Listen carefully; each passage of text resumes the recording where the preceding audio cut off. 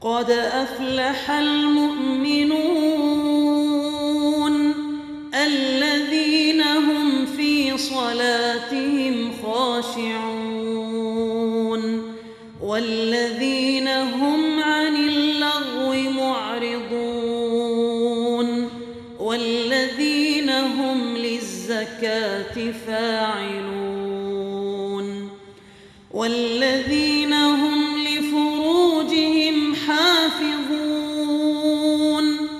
إلا على أزواجهم أو ما ملكت أيمانهم فإنهم غير ملومين فمن ابتغى وراء ذلك فأولئك هم العادون